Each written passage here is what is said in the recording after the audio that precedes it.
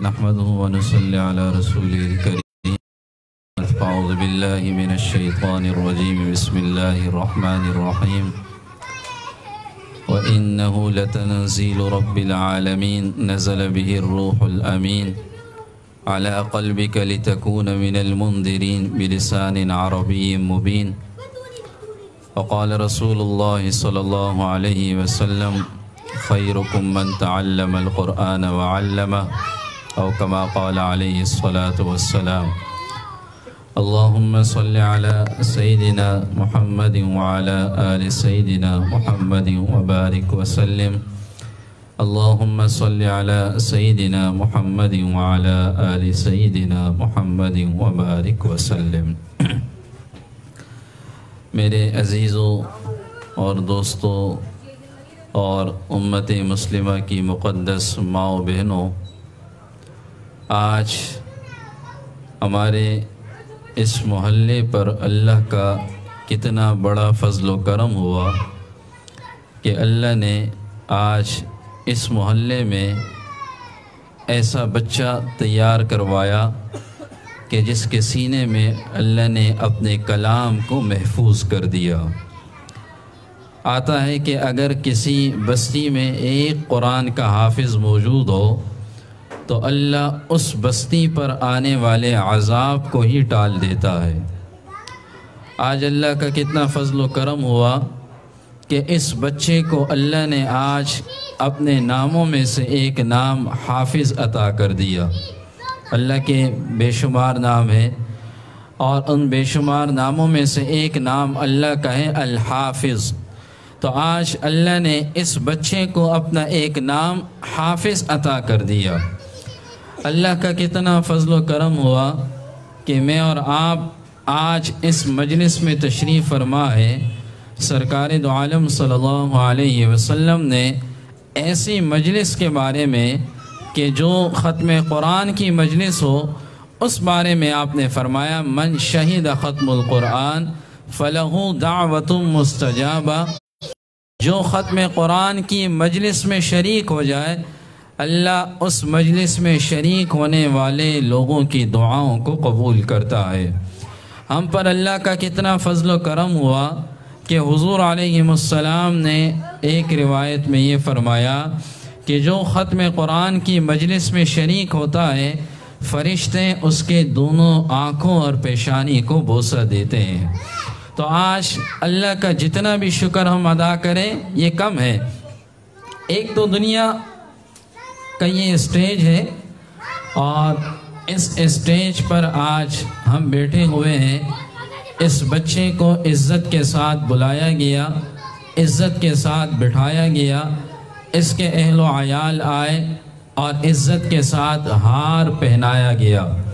ایک آخرت کا اسٹیج ہوگا، ابھی تو چند ہی لوگ ہیں، آخرت کا میدان ہوگا کہ جہاں پر کروڑوں نہیں اربوں لوگ موجود ہوں گے، اور وہاں پر ایک سٹیج ہوگا اور اس اسٹیج پر بلایا جائے گا کہ فلاں ابن فلاں آ جائے، فلاں ابن فلاں کے والدین آ جائیں۔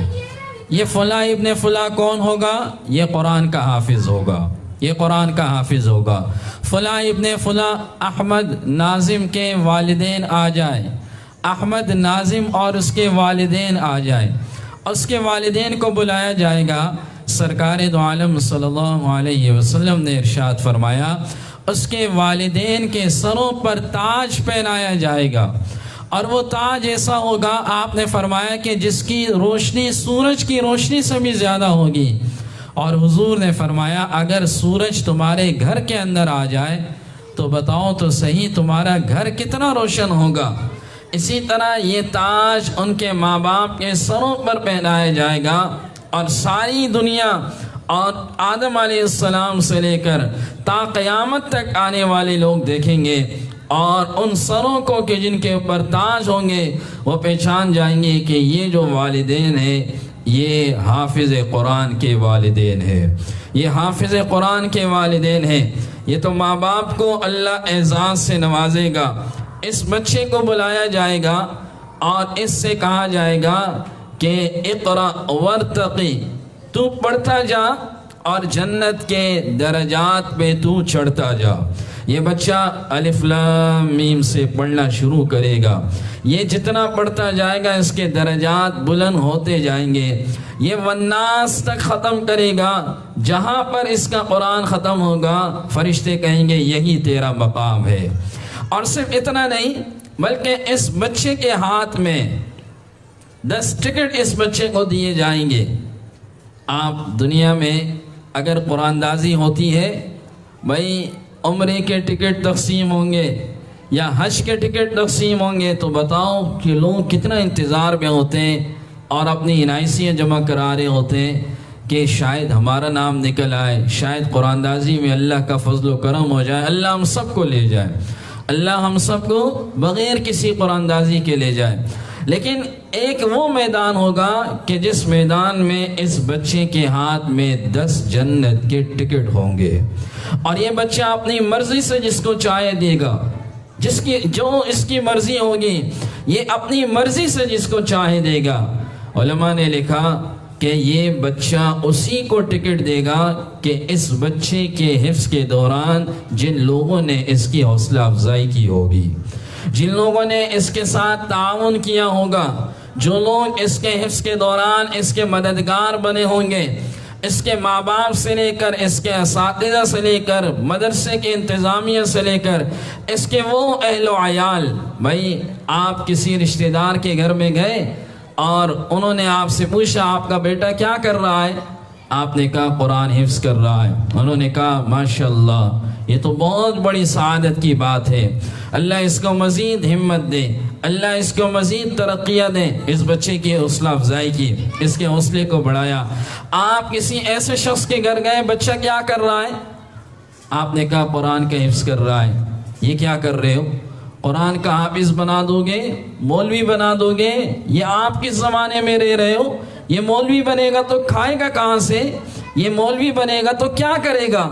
یہ معاشرے کے لیے کیا کرے گا؟ اس قسم کی باتوں لوگوں کے دلوں کو بدزن کرتے ہیں علماء سے۔ لیکن عجیب بات بتلاؤں کہ آج ساری دنیا کے اندر جتنے بھی احتجاج ہو رہے ہیں، کوئی ایسا احتجاج آپ دکھائیں کہ مولوی آئے ہو اور انہوں نے احتجاج کیا ہو کہ ہمیں روزی اور ہمیں کھانا ٹھیک سے نہیں مل رہا، آج تک کوئی ایک ایسا احتجاج نہیں ہوگا۔ آج بھی آپ دیکھیں، آج کی تاریخ، کل کی تاریخ، آپ کے روڈوں پر ڈاکٹر احتجاج کر رہے ہیں، آپ کے روڈوں پر طلبہ احتجاج کر رہے ہیں، آپ کے روڈوں پر جو سرکاری نوکریوں والے لوگ ہیں وہ احتجاج کر رہے ہیں۔ لیکن جو اللہ کے دین کا کام کرتے ہیں اللہ انہیں وہاں سے کھلاتا ہے جہاں آپ کا وہم و گمان نہیں ہوتا۔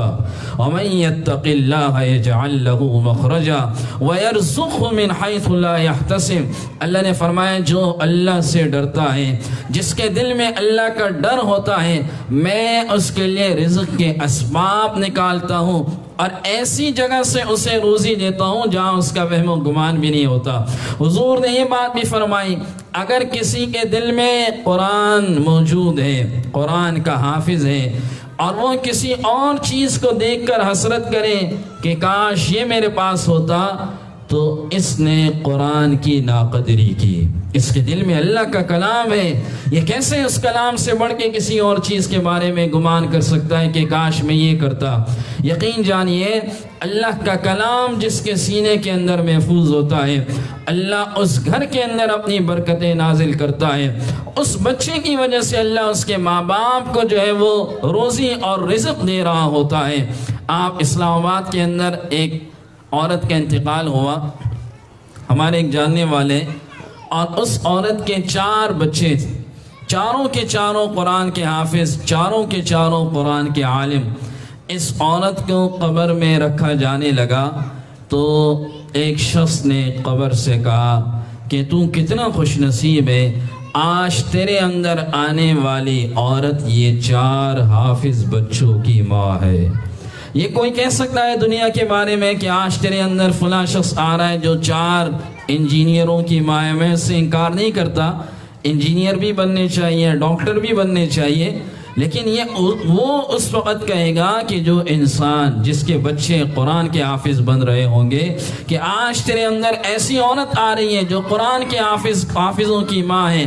غزوہ احد کا مرحلہ آیا، 70 صحابہ شہید ہوئے، آپ کو اللہ لے جائے احد پہاڑ کے قریب، ان صحابہ کی قبریں ہیں، اور ایسا وقت آیا کہ اجتماعی قبریں بنائی گئی، ایک ایک قبر میں 8 10 صحابہ کو ایک ساتھ دفنایا گیا۔ سوال ایک اٹھا، 70 صحابہ شہید تھے کہ آیا پہلے کس کو دفنائیں؟ پہلے کس کو دفنائیں؟ کسی نے کہا کہ جو پہلے مسلمان ہوا اسے دفنائیں، کسی نے کہا کہ جو عمر میں زیادہ ہے اسے دفنائیں، اور ایک شخص نے کہا کہ حضور سے اس مسئلے کا حل پوچھتے ہیں، قبر میں پہلے کس کو دفنائیں؟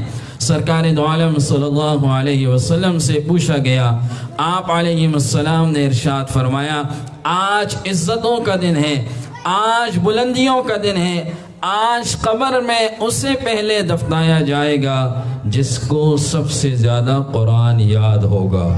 اور فرمایا کہ پوچھو ان کے گھر والوں سے کس کو کتنا قرآن یاد تھا، کس کو کتنا یاد تھا، جاؤ پوچھ کے آؤ، جسے سب سے زیادہ یاد ہو آج پہلے اسے دفنایا جائے گا، آج پہلے اسے دفنایا جائے گا۔ حدیث میں آتا ہے رسول اللہ صلی اللہ علیہ وسلم نے ارشاد فرمایا، جب حافظ قرآن کو قبر میں رکھا جاتا ہے تو قبر میں رکھنے کے بعد اللہ اس قبر سے کہتا ہے کہ اے قبر کیا تو جانتا ہے تیرے اندر آنے والا یہ شخص کون ہے، یہ بچہ کون ہے؟ اس کے سینے میں میرا کلام محفوظ ہے، اللہ تأکل لحم ولا تأکل جسدا، تو اس کے جسم کے گوشت کو نہیں کھا سکتا، تو اس کے جسم کے بال کو خراب نہیں کر سکتا۔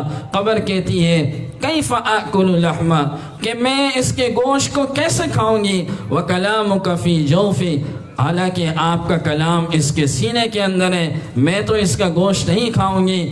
آپ نے دیکھا ابھی پچھلے دنوں بارشیں زیادہ ہوئی تو بلدیہ کے اندر، آپ کی کراچی کا ہی ایک علاقہ ہے، بلدیہ کے اندر ایک قبر کھل گئی۔ ہمارے یہاں بارشیں ہوتی ہیں تو لوگ قبرستانوں میں جاتے ہیں، دیکھتے ہیں کہ قبریں کوئی بیٹھ تو نہیں گئی، کوئی قبر جو ہے وہ کھل تو نہیں گئی، تو ایک قبر ایسی تھی کہ وہ کھل گئی، اور کھلنے کے بعد لوگ بڑے حیران ہوئے کہ اس قبر کے اندر جو نوجوان بچہ تھا وہ کفن بھی بالکل ایسا تھا جیسے کہ آج اسے دفنایا ہو، اور وہ بچہ بھی ایسا تھا جیسے آج تر و تازہ اسے دفنایا ہو۔ اس کے اہل و عیال آئے تو لوگوں نے کہا کہ کب دفنایا؟ کہا 7 مہینے ہو گئے۔ تو لوگ بڑے حیران ہوئے۔ آج کی سائنس کہتی ہے کہ آپ کسی کو دفنائیں تو 3 دن بعد انسان کا پیٹ جو ہے وہ پھٹ جاتا ہے، اندر سے ساری چیزیں باہر نکل آتی ہیں، اور قبر کے کیڑے آ کر جسم کو کھانے لگ جاتے ہیں۔ آہستہ آہستہ گوشت کھاتے کھاتے انسان ہڈی ہو جاتا ہے، پھر چند سالوں میں ایسے کیڑے دوبارہ نمودار ہوتے ہیں جو آپ کی ہڈیوں کو بھی کھا جاتے ہیں۔ ایک ہڈی ہوتی ہے جسے دمچی کی ہڈی کہتے ہیں، جو انسان کے دوبارہ زندہ ہونے کا سبب بنے گی، اور کل قیامت کے دن اللہ اسی ہڈی سے انسان کو زندہ کرے گا۔ آج اسے سمجھنا آسان ہے، آج فنگر پرنٹس آپ لگائیں اور آپ کا پورا ڈیٹا آ جاتا ہے۔ اس ہڈی کو آپ فنگر پرنٹ سمجھیں، یہ جو دمچی کی ہڈی ہوتی ہے۔ تو وہ گھر والے آئے، کہا 7 مہینے ہو گئے اسے ہم نے دفنایا۔ کہا کیا اس کا عمل تھا کہ آج بھی اسی طرح پڑا ہوا ہے یہ نوجوان بچہ، کہ آج بھی اسی طرح جیسے کہ آج اسے دفنایا ہو؟ تو اس کے گھر والوں نے کہا یہ بچہ نوجوان سا ہے، اور تو کوئی اس کا کوئی خاص عمل نہیں تھا، ہاں یہ قرآن کا حافظ تھا، یہ قرآن کا حافظ تھا، یہ قرآن کا حافظ تھا۔ قرآن کے حفظ کی برکت سے اللہ قبر کے اس زمین کی مٹی پر اس حافظ کے جسم کو حرام کر دیتا ہے۔ یہ ایسے ہی ہوتا ہے جیسے آج پہلے دن رکھا ہو، اور یہ تا قیامت ایسے رہے گا، لیکن شرط یہ ہے کہ یہ حافظ بھی اپنے اس قرآن کو یاد رکھے، اور دوسری شرط یہ اس قرآن کے مطابق زندگی گزارے۔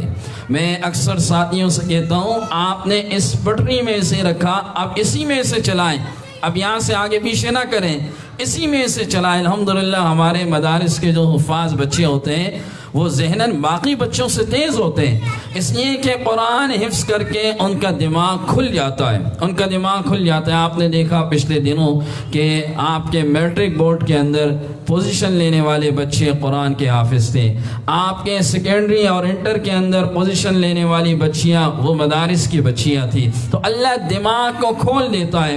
اس قرآن کی اللہ نے ایسی برکات رکھی ہے۔ میں اکثر اپنے نمازیوں سے بھی کہتا ہوں، بھائی دنیا میں لوگ کیا کرتے ہیں، سرکاری نوکریوں کی تلاش میں ہوتے ہیں، اور اس لیے ہوتے ہیں کہ ہم نہیں ہوں گے تو ہمارے بعد ہماری اولادوں کو پینشن ملتی رہے گی، ہماری اولادوں کے لیے، ہمارے بچوں کے لیے مشکلات نہیں ہوگی۔ صرف یہی نیت ہوتی ہے، یہ اولادیں آپ کی پینشن ہے، یہ آپ کی پینشن ہے۔ آپ اپنے قبر میں ہوں گے، یہ آپ کے لیے پڑھ رہے ہوں گے۔ رسول اللہ صلی اللہ علیہ وسلم نے ارشاد فرمایا، 3 چیزیں مرنے کے بعد کام آتی ہیں، علم نافع اور صدقہ جاریہ اور ولد صالح یا نیک اولاد۔ نیک اولاد کیا کرتی ہے، اپنے ماں باپ کے لیے کچھ نہ کچھ پڑھتی ہے، اور بسا اوقات والدین کا درجہ اچانک بلند ہوتا ہے تو ماں باپ پوچھتے ہیں والدین، یا رب یہ ہمارا درجہ کیسے بلند ہوا، حالانکہ ہم نے تو کوئی اتنا اچھا عمل نہیں کیا۔ اللہ فرماتا ہے کہ تیرے فلاں بچے نے تیرے لیے یہ عمل کیا، اس عمل کے نتیجے میں ہم نے تیرے درجے کو بلند کر دیا۔ آج ان کے والد نے اپنی حیثیت کے بقدر مجلس سجائی، اپنے رشتہ داروں کو، دوستوں کو بلایا۔ امام اعظم ابو حنیفہ رحمہ اللہ حضرت کے بیٹے کا ختم ہوا تو حضرت نے بہت بڑی دعوت کی۔ آدمی کی جتنی وسعت ہوتا ہے اس وسعت کے بقدر کرتا ہے، تو حضرت نے اس اپنے بچے کے قرآن کے خوشی میں بڑی دعوت کی۔ کسی نے کہا حضرت آپ نے اسراف سے کام لیا، کہنے لگے نہیں، تمہیں نہیں معلوم میرے بچے نے جو دولت حاصل کی ہے، اگر میرے پاس اس سے بھی زیادہ ہوتا تو آج نعمان اسے بھی اللہ کے راہ میں خرچ کر دیتا۔ علامہ نووی رحمہ اللہ رات کو سوئے ہوئے، ان کا بیٹا قرآن کا حافظ تھا تو ان کے پاؤں کے آگے لیٹا ہوا تھا۔ وہ رات کو اٹھے اور اٹھنے کے بعد آدھی رات اپنی اہلیہ سے کہا بچے کو میرے پاؤں کے آگے سے ہٹاؤ، یہ میرے پاؤں کے سامنے آ رہا ہے، اسے ہٹاؤ۔ اہلیہ نے کہا کیا ہوا، وہ بھی سو رہا ہے؟ کہا نہیں، میں اس وجہ سے نہیں کہہ رہا یہ میرا بچہ ہے کہ میرے پاؤں کے آگے نہ لیٹے، نہیں، میں اس کی عزت قسم بخدا اس لیے کر رہا ہوں کہ اس کے دل میں اللہ کا کلام محفوظ ہے، اس کے دل میں قرآن محفوظ ہے، اس قرآن کی حفاظت کی وجہ سے میں کہہ رہا ہوں کہ اسے میرے پاؤں کے آگے سے ہٹاؤ، اس کے دل میں اللہ کا کلام محفوظ ہے۔ اللہ نے، حضور علیہ السلام نے ارشاد فرمایا، اس روئے زمین پر بہترین لوگ دیکھنے ہیں، ہر شخص چاہتا ہے کہ میں بہترین لوگ دیکھوں، کون ہیں بہترین لوگ دیکھوں، کون ہیں، کس کے پاس اٹھنا بیٹھنا کروں؟ آپ نے فرمایا خیرکم من تعلم القرآن وعلمہ۔ اس پورے روئے زمین پر اگر بہترین لوگ دیکھنا ہے تو وہ ہے کہ جو قرآن سیکھتے ہو اور اوروں کو سکھاتے ہو۔ آپ نے فرمایا میں یہ نہیں کہتا الف لام میم ایک حرف ہے، نہیں، الف الگ حرف ہے، لام الگ حرف ہے، میم الگ حرف ہے، ایک حرف میں آپ نے فرمایا 30 نیکیاں ملتی ہیں۔ حافظ بچہ صبح سے لے کر رات تک کتنے حروف پڑھتا ہے، یہ میں اور آپ کی کیلکولیٹر میں نہیں آ سکتا، اور کتنی نیکیاں ملتی ہیں یہ میں اور آپ کے کیلکولیٹر میں نہیں آ سکتا، یہ لاکھوں سے آگے ہیں، یہ لاکھوں سے آگے ہیں۔ ایک حافظ بچہ روزانہ اوسطاً 8 پاروں کی تلاوت کرتا ہے، آپ دیکھیے، اور 8 پاروں میں کتنے حروف آ رہے ہیں، پھر اس کو 10 سے آپ ملٹیپلائی کریں تو دیکھیں کہ کتنی نیکیاں ملتی ہیں۔ ایک بچہ روزانہ کتنی کروڑوں نیکیاں کما رہا ہے، اور ان سب کے کروڑوں نیکیوں کا ثواب اللہ والدین کو عطا کرے گا، والدین کو عطا کرے گا۔ یہ بڑی خوش نصیبی ہے کہ انسان اپنی زندگی کے اندر اپنی اولاد کو اس اسٹیج پہ آ کے دیکھے کہ میرا بچہ میرے سامنے، لوگوں کے سامنے اللہ کے کلام کو سنا رہا ہے، میرا بچہ میرے سامنے اللہ کے کلام کو پڑھ رہا ہے، اور آج اللہ نے اسے قرآن کا حافظ بنا دیا۔ تو میں اپنی طرف سے اور اپنے تمام اساتذہ اور انتظامیہ کی طرف سے اس بچے کے والدین، اس کے تمام رشتہ دار، اس کے اقربا اور جتنے بھی آپ حضرات تشریف لائے ہیں ان سب کو مبارکباد پیش کروں گا، اور آپ میں سے ہر بندہ یہ عہد کرے اس مجلس سے کہ ہم نے اپنی اولادوں کو قرآن کا حافظ بنانا ہے۔ یہ نیت کریں کہ ہم نے اپنی اولادوں کو قرآن کا حافظ ضرور بنانا ہے. یہ نیت کریں گے انشاءاللہ. آپ دیکھیے ابھی پچھلے دنوں ایک واقعہ شام کے ایک عالم نے سنایا، عجیب واقعہ سنایا. انہوں نے کہا کہ ہمارے یہاں ایک قبرستان ہے اور دہداہ ایک علاقہ ہے. اس قبرستان کے اندر ایک گورکن شیخ عبد الرحمن، جو اس وقت ایک عام سا گورکن تھا، اس گورکن نے یہ واقعہ شیخ کو بتایا کہ ایک عورت آئی اور اس عورت کے بیٹے کا انتقال ہوا تھا. جنازے کو لایا گیا. اس گورکن نے کہا اس کے ساتھ اور کوئی مرد وغیرہ نہیں تھے. میں نے اس جنازے کو دفنایا.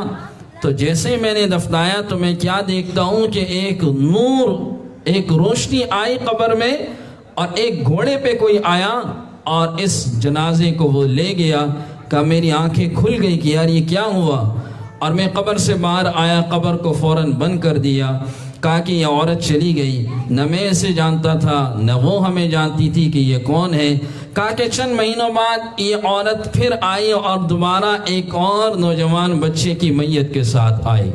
کہا دوبارہ بھی میں نے اسے دفنایا، دوسرے بیٹے کو، اور دفنانے کے بعد یہی منظر میں نے دیکھا کہ اسی طرح ایک گھوڑے پہ کوئی سوار آیا اور یہ قبر روشن ہوئی اور اس میت کو اپنے ساتھ لے گیا.